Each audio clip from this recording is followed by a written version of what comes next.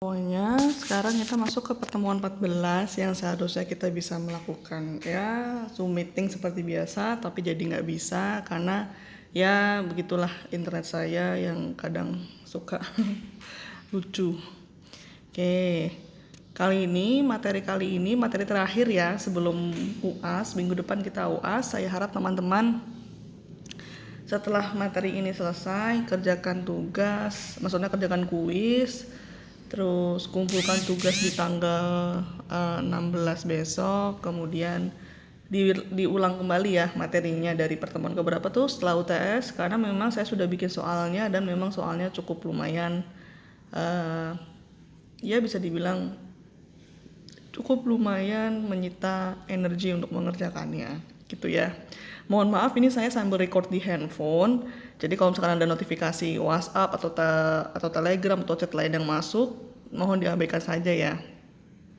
Oke, seperti biasa saya akan mulai pembahasan teorinya terlebih dahulu dengan mengkaji dari paper atau tulisan yang sudah terpublikasi di dalam jurnal. Saya lebih suka seperti itu. Kenapa? Jadi melatih teman-teman untuk tidak malas membaca juga gitu.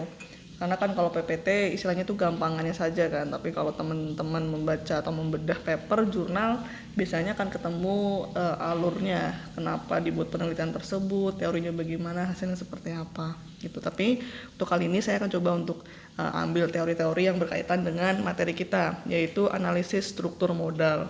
Sebenarnya nggak ada bedanya dengan pembahasan kita. Pernah belajar tentang manajemen modal nggak sih?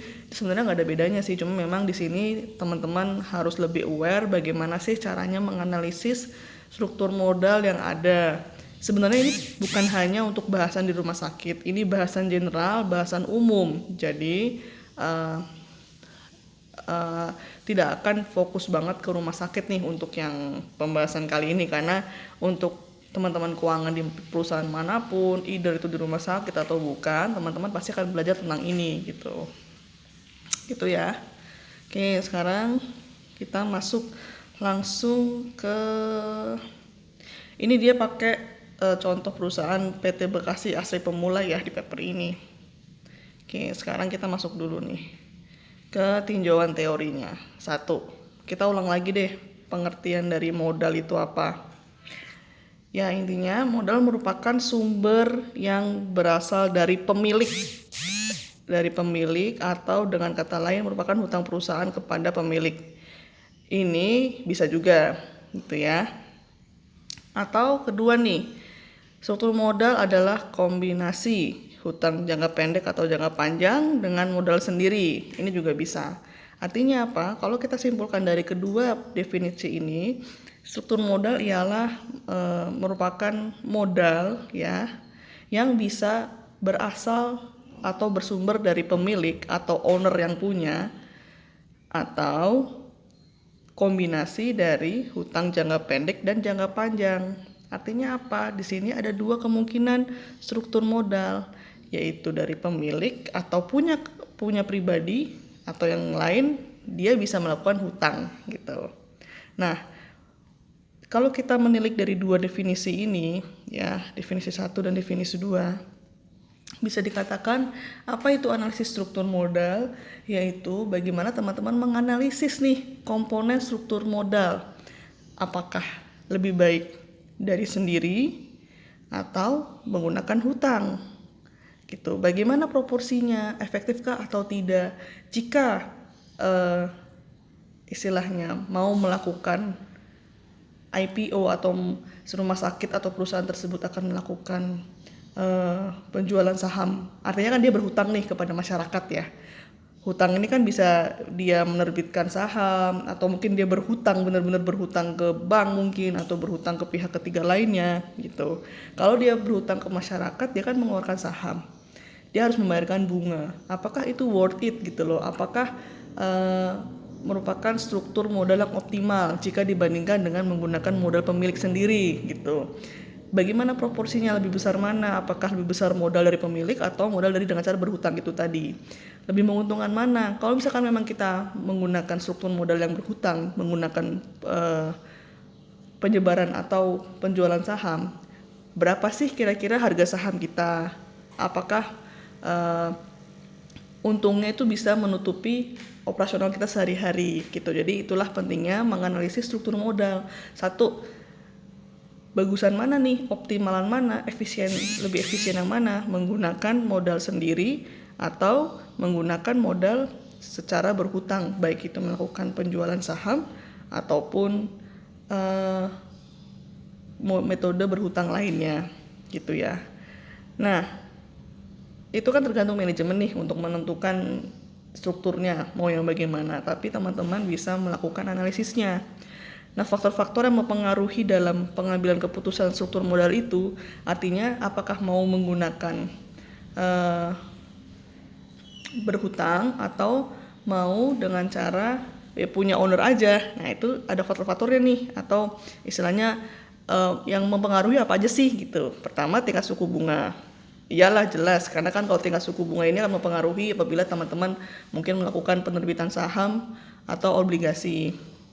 Terus yang kedua, pendapatannya nih gimana? Kalau memang hanya menggunakan modal dari owner, apakah revenue-nya bisa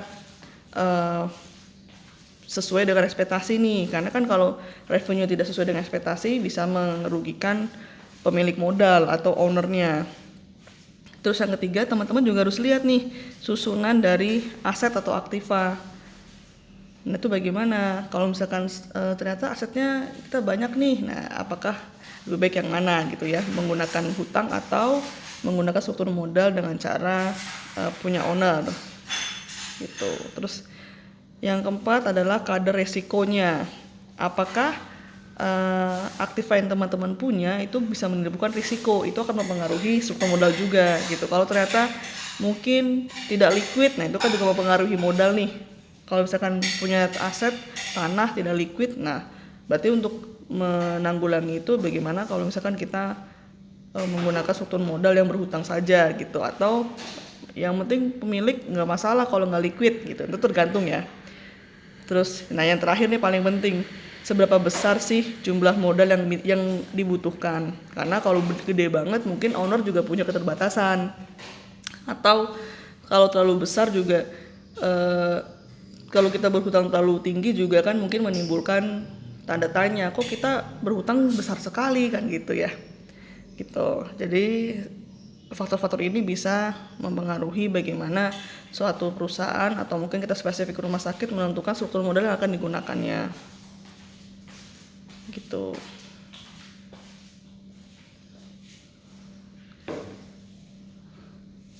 Nah, ini sih terkait teori-teorinya ya. Ada banyak bagaimana teori yang menyangkut struktur modal. Ada tradisional, ada Modigliani Miller, ada trade-off gitu. Nah, ini sebenarnya teori-teori ini bisa teman-teman cari lagi, gali lagi.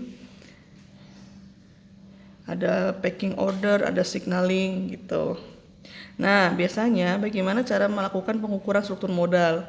Nih, bisa satu nih, ini ada banyak nih. Ini yang harus teman-teman catat ya. Yang akan masuk ke kuis juga. Bagaimana cara mengukur struktur modalnya nih? Ada 3 cara, tapi yang ini ada 4 cara di sini. Tapi yang saya minta teman-teman untuk bikin yang 2 poin aja, poin A sama poin B. Poin A yaitu rasio hutang atau debt ratio. Rasio ini memperlihatkan proporsi antara kewajiban dengan kekayaan. Jadi ini adalah rasio hutang dibagi dengan aktiva, total aktiva gitu ya. Semakin tinggi hasil persentasenya, maka semakin besar risiko keuangan. Kenapa? Iya nih contoh ya, hutang dibagi dengan aktiva. Hutangnya makin besar, coba teman-teman bagaimana? Artinya kan semakin besar hutang akan semakin memperbesar risiko yang akan diterima. Karena belum tentu nih perusahaan atau rumah sakit teman-teman mampu membayarkannya dengan aset yang semakin sedikit. Jadi ini semakin banyak, ini konstan nih. Nah, ini konstan gimana? Kalau tidak dibarengi dengan ini juga semakin meningkat. Tapi kalau semakin meningkat dua-duanya juga bisa buruk juga kan? Kenapa? Karena takutnya teman-teman berhutang untuk membeli aset dan takutnya teman-teman tidak bisa membayar juga, gagal bayar juga, atau pelit atau fraud.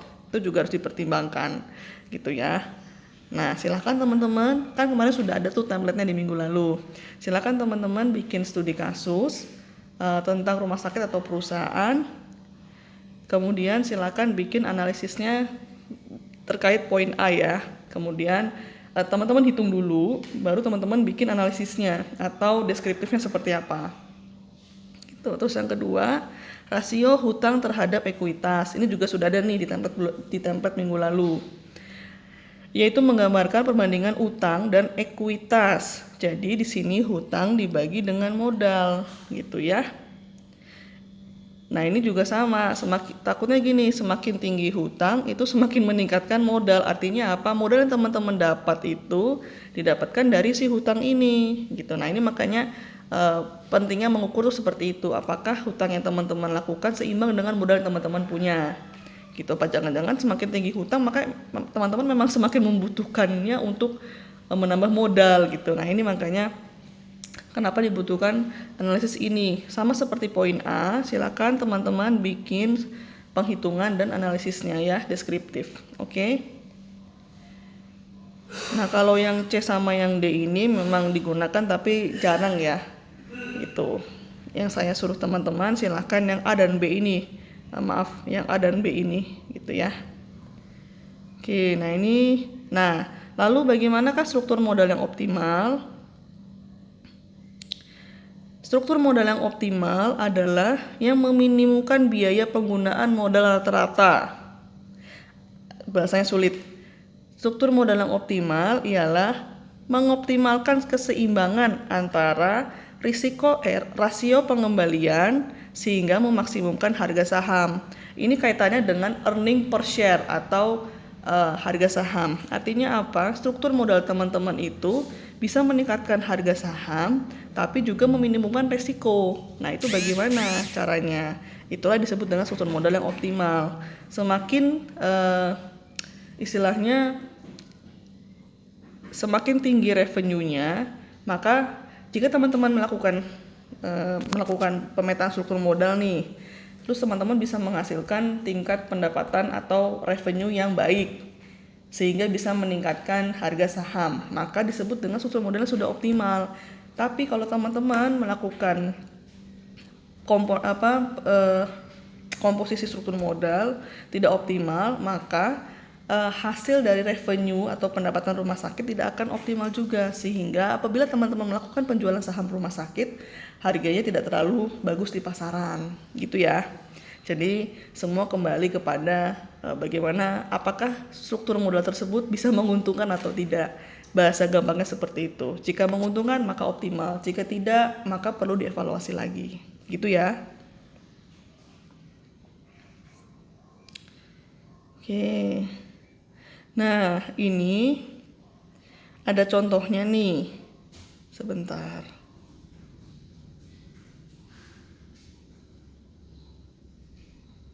Sebentar ya. Ada contohnya nih. Jadi sebentar. Ada contohnya. Nah, teman-teman tadi silahkan ini kan contohnya dia berapa tahun nih? 5 tahun ya. Nah, untuk tadi teman-teman silahkan bikin yang ini saja ya. Bikin yang ini saja nih, tabel yang saya kotakin. Periodenya boleh minimal 5 tahun juga. Jadi teman-teman lihat nih fluktuatif per tahunnya seperti apa. Apakah naik, apakah turun. Ini tidak perlu dilihat. Gitu. Nah, teman-teman cukup analisis saja. Oh, ternyata dari tahun 2008 ke 2009 ini dia mengalami penurunan atau deprasionya menurun, atau bisa dibilang ya teman-teman di tahun itu tidak melakukan hutang untuk menambah modal yang cukup tinggi. Mungkin karena teman-teman merasa di tahun tersebut tidak perlu menambah modal, mungkin saja gitu ya. Jadi silahkan bikin kondisi, bikin penghitungan sesuai dengan yang teman-teman bisa. Gitu. Ini tugas yang pertama. Tugas yang lain nanti saya coba berikan lagi di video yang lain ya. Nah, gitu. Jadi ini sekilas teori dan sekilas overview mengenai apa sih struktur modal itu, bagaimana cara menganalisisnya. Toolsnya cuma 2, debt ratio sama debt equity ratio. Itu yang biasanya digunakan untuk menganalisis apakah modal kita nih secara hutang ya, itu sejalan atau enggak dengan aset dan sejalan atau enggak dengan pertambahan modal kita. Bagaimana risikonya, bagaimana dampaknya gitu ya. Untuk video yang lain silakan ditonton juga karena juga ada informasi mengenai analisis struktur modal dan mengenai tugas. Oke, untuk video kali ini sekian dan terima kasih.